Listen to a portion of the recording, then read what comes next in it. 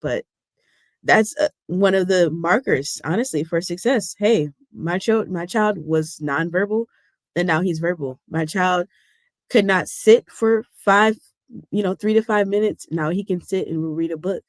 Now he can, play back and forth with a child that is his age, and that's all, you know, ABA speech.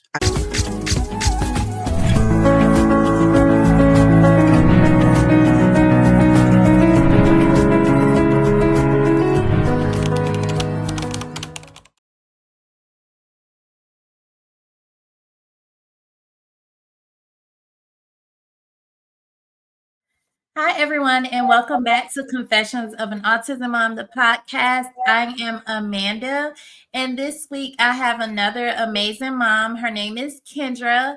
Hi, Kendra. How are you? I'm good. How are you, Amanda? I'm doing great. Thank you for asking. So, we're going to go ahead and hop on in and just talk about your beautiful journey that you have with your two boys. Can you start off by just sharing your journey and who you are and everything that's how it got started?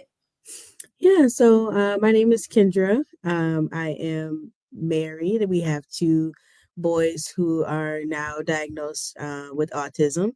Our oldest was born in 2020, April of 2020. So it was a pretty lonely parenting journey with just my husband and I, because of the COVID pandemic. He was around 11 or 12 months when we started noticing regressions. Um, and then we were able to start with early on after speaking with our pediatrician, who is amazing, by the way.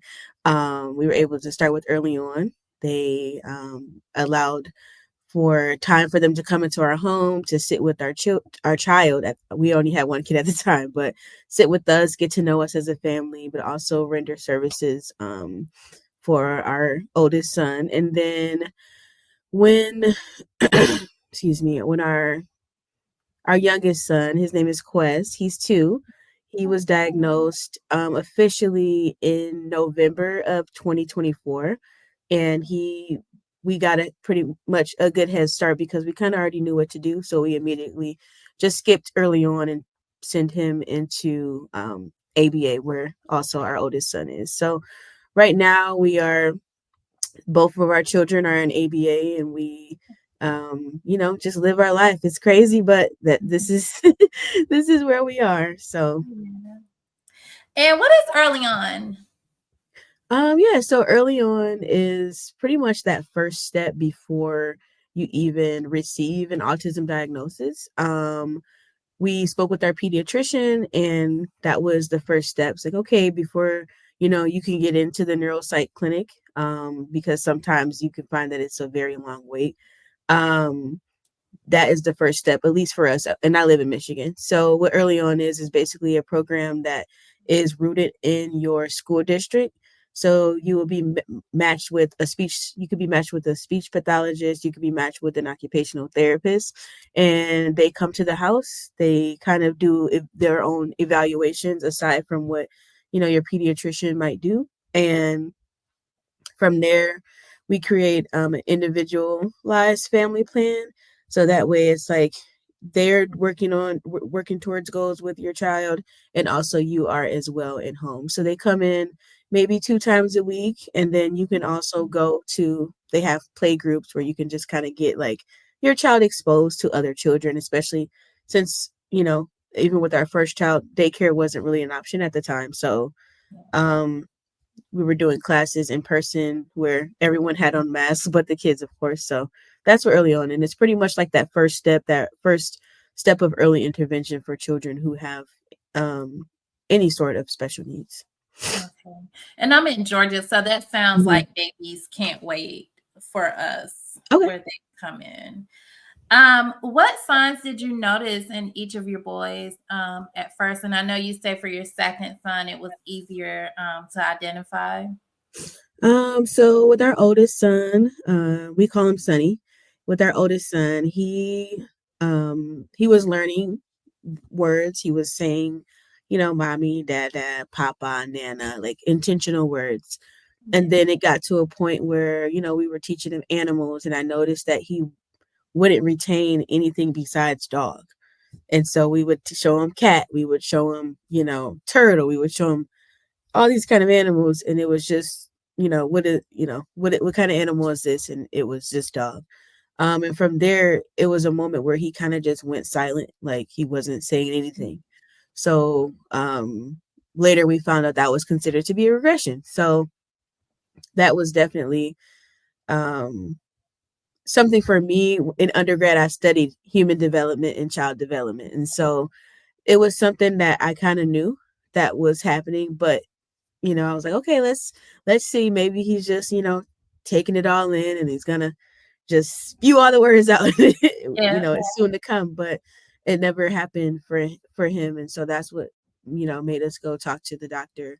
Also, like each well child visit, we would like be checking off like less and less boxes, um, which also was a red flag for not only us but our pediatrician, who also spoke up and said like, hey, like if this continues, we'll probably want to think about getting him evaluated.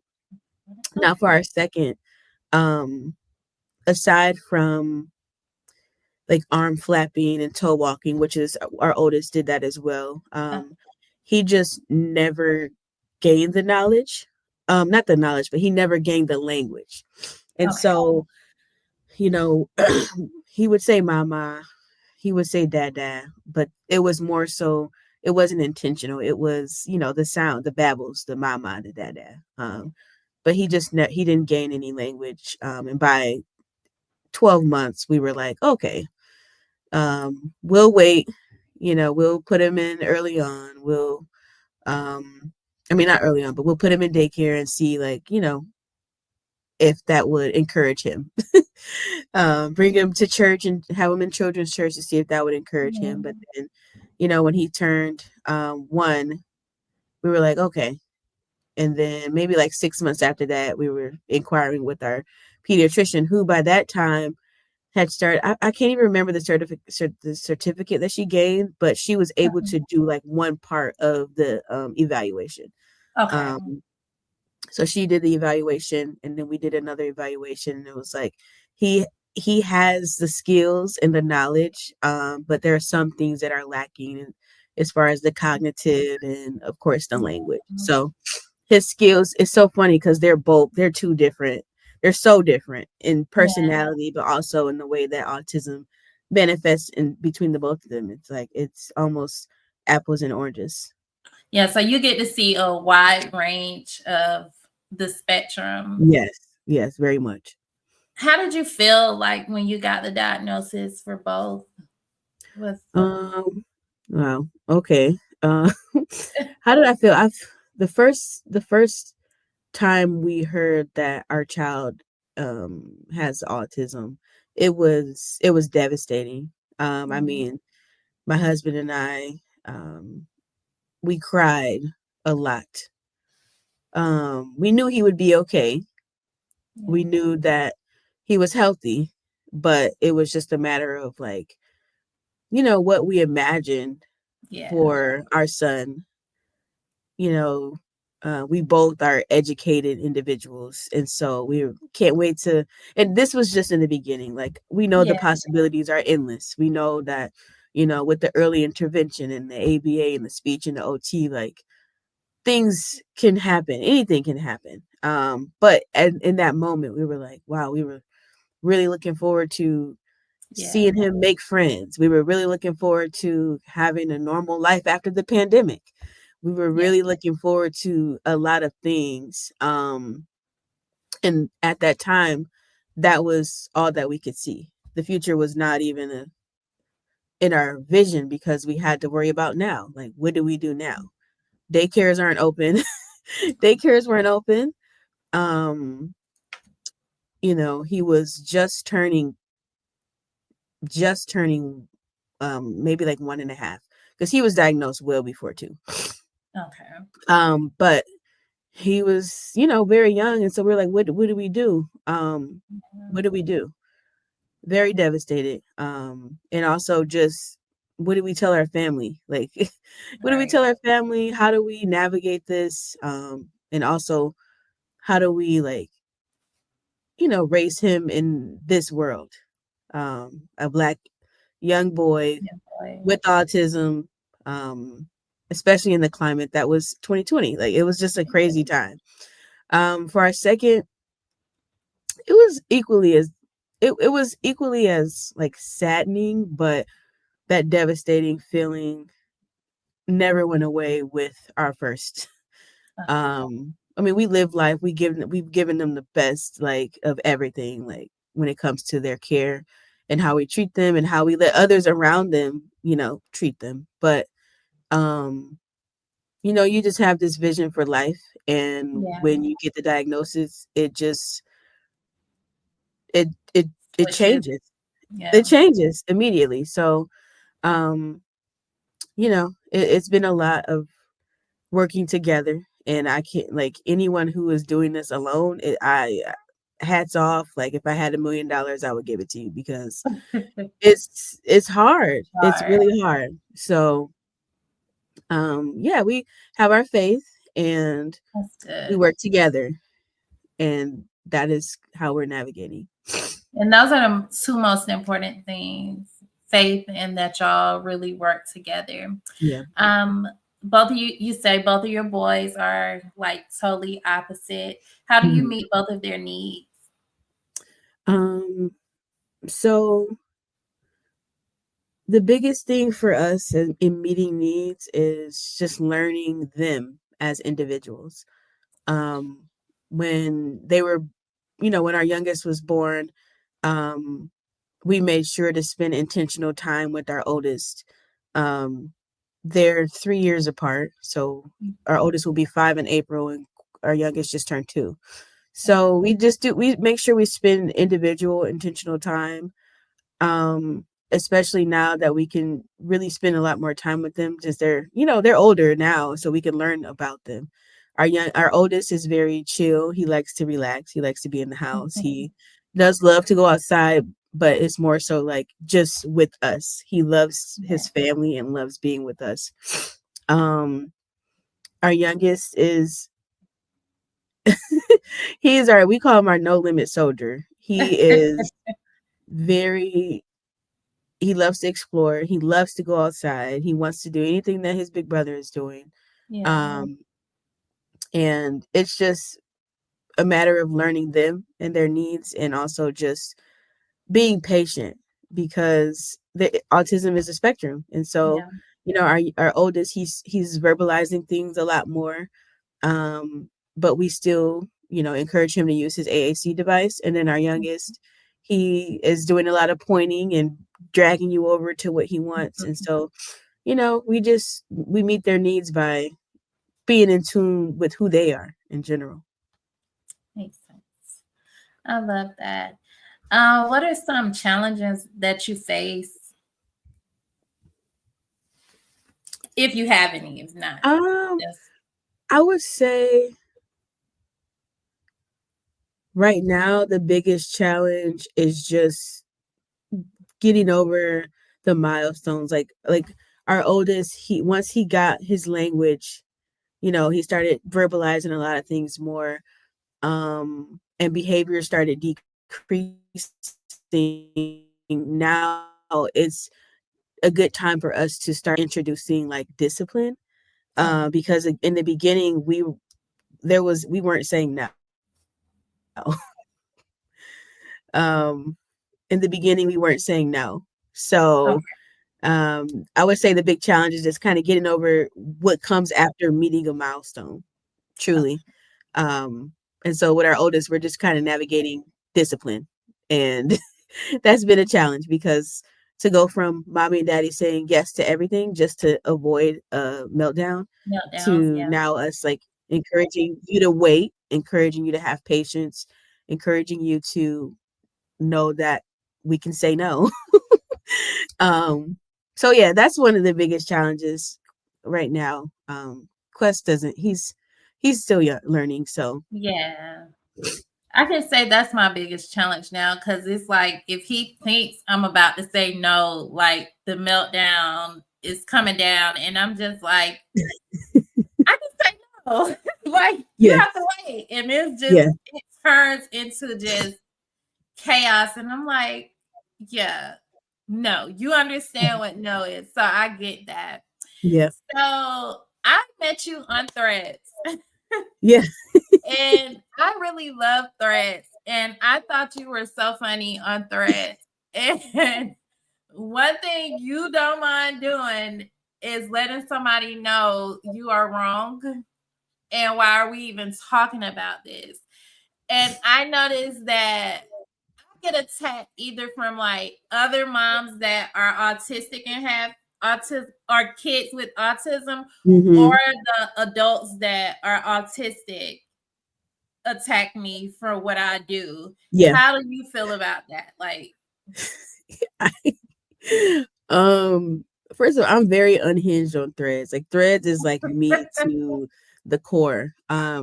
Unfortunately, I do like to argue, but not for the petty reasons because yeah, you're wrong. right. um, and but yeah, so my experience, especially specifically on threads, my experience with the older individuals who have autism is like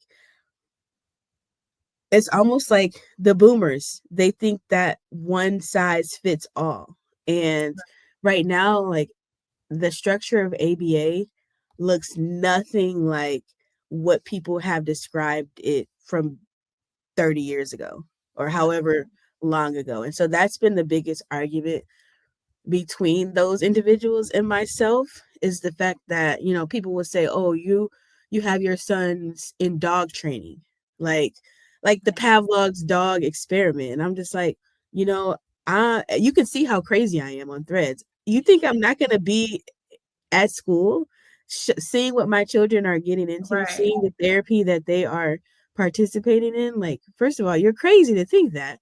Second of all, it's just it's almost like I was expressing like the autism community is like three folds.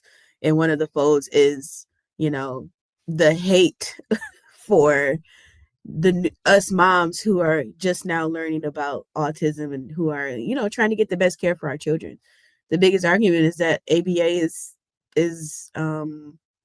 dangerous. It's harmful. And unfortunately, I just haven't seen that. My children have grown Yeah, tremendously. My youngest is he just started ABA in December and he's already like intentionally communicating with his words. And I know that success is not always looked at, as, oh, he's autistic, but he can talk. But that's one of the markers, honestly, for success. Hey, my child was nonverbal, and now he's verbal. My child could not sit for 3 to 5 minutes. Now he can sit and read a book.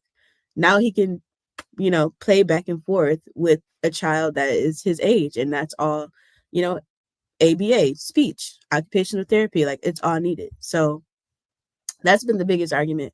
And I'm still going to argue it down because I've seen the fruits. And unfortunately, I'm sorry that that was their experience, but times have changed. yeah, And so has the motto of ABA.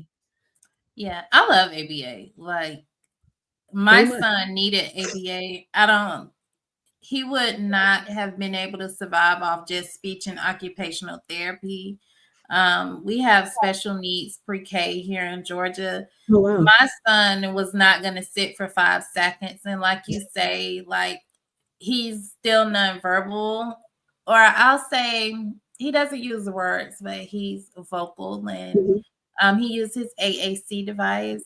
Hmm. But for me, the fact that my son can now sit for long periods of time, it means a lot to me. And I would not have been able to do that by myself, or I don't even think in the school system would have been able to help me with, especially not daycare with the experience we had.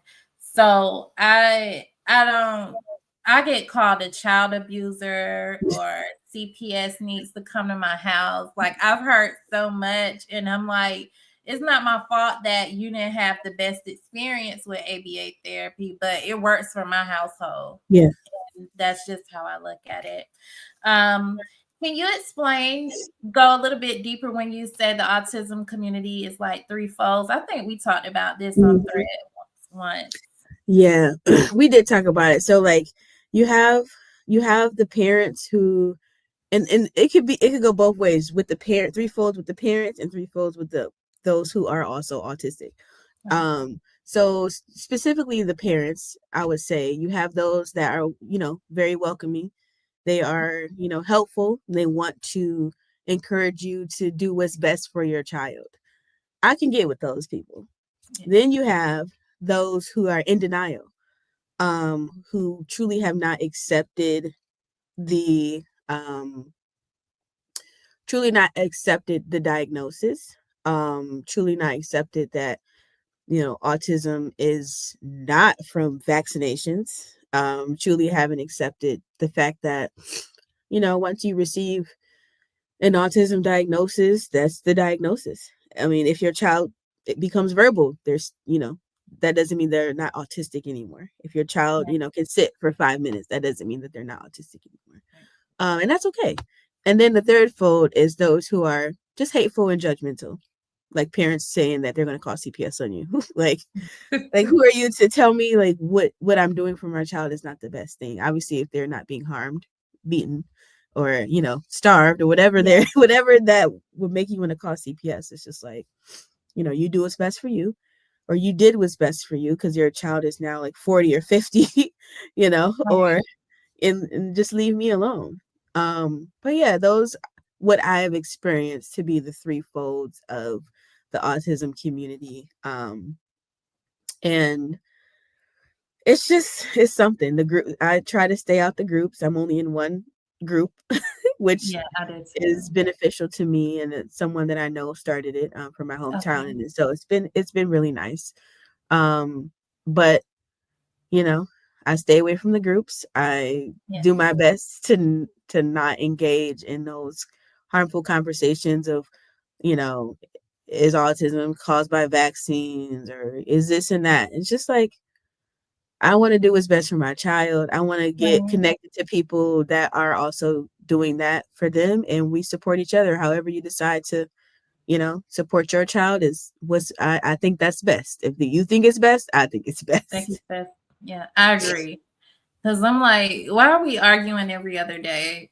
Like, what is the point? Like, we're What is the getting point? nowhere. And my biggest thing when I first found out my son had autism with those groups, like I observed before I Mhm. say anything. And I noticed in one of the groups, like the same people were talking. And I was like, this ain't no group. Like, y'all got Mm-mm. 10K people in this group, and it's the same, like 10 or 11 people continuing to talk. So then I just continued to scroll. And then I'm looking at moms say, like, I don't know what to do. Like, I give up. And then you have people in the comments attacking them saying, you shouldn't even be a mom if you feel this way. And it's kind of like they have the right to feel the way that they feel. Like, it Mhm. gets hard. Like I'm a single mom with my Okay. son, but my mom helps out a lot. So I consider her like my co-parent. But at the end of the day, my son is so attached to me, it's still really hard. Yeah. And it's like some days in the beginning, I did feel like giving up. And I was like, oh, I can't talk to nobody in this group. Yep. So I got out of that group. And then I joined another group and I forgot I was in that group. And one day the lady just was like, oh, I'm about to remove everybody that's not active. And I'm like, what if it's some people just are here to see, take Yeah. notes, get information? Why would you take that away from them? And I was like, yeah, let me go ahead and get out myself. Right. I'm like, this isn't a community, like, it's not a safe space, pretty much, as they Mm-mm. claim it to be. So, yeah, and it's very judgmental in those groups. I Yeah. just what advice would you give other parents that listen to others' opinion about what they do with their kids? Because I know for me, I'm not gonna lie. Originally, when I was gonna go through ABA and I was in those groups, I was seeing all the negativity about ABA therapy. Mhm. And if I would have listened, my son would not have went. But I was like, no, I got to do what's best for us. What Yeah. advice do you give parents that listen to them folks? My advice is to just shut out the noise of strangers.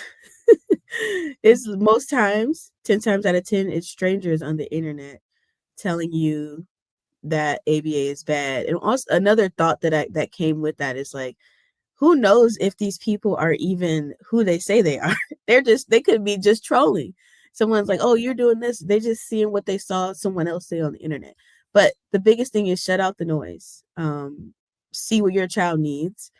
Um, assess the needs, speak with the professionals, and make your decision from there. Fortunately for us, we did not have to do a lot of touring of facilities because we had a trusted friend of our family who we've known for a very long time. Her son is almost 12 now. He was also diagnosed with autism when he was 2 years old. And Okay. so this place that she suggested was tried and true for her. And so we were like, okay, we'll do our research. Thank you for letting us know about this place. We'll look at it. But even so, we still did our own touring. We still did our own research. We Yeah. still looked into the facilities to see what they offered.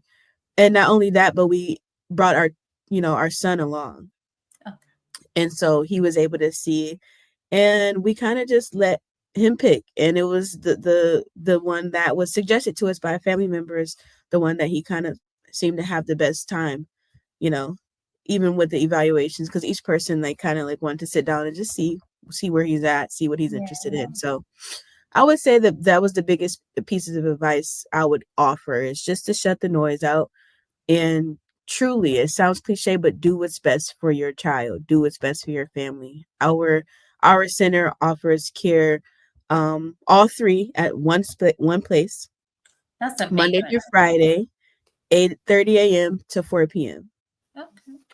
And they run it like a school. So although he's getting ABA, he does have a tech. He has a BCBA. He has a occupational therapist and also a speech pathologist.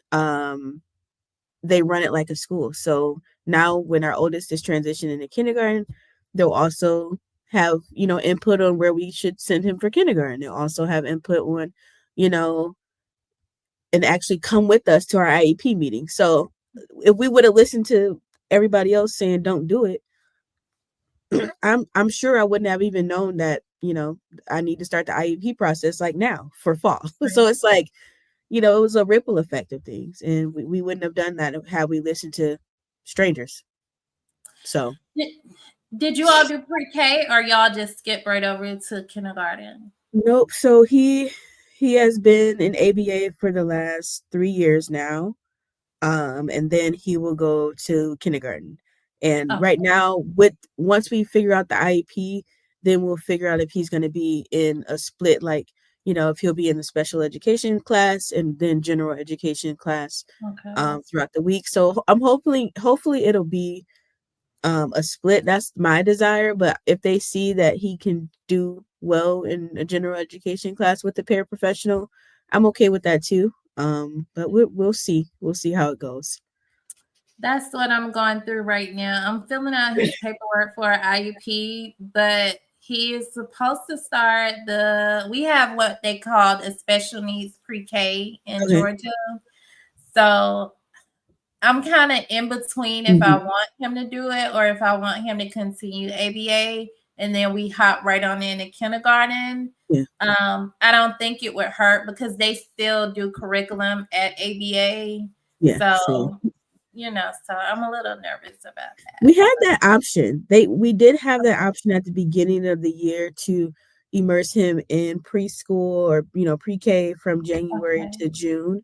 Um, but he's learning and growing where he is, and Yeah. honestly, with pre-K, they're doing the same things. Like it's the same curriculum. So we were like, why not just give him that time with, speech, occupational therapy, and Yeah. the text until the fall. So That's we were there too. amazing.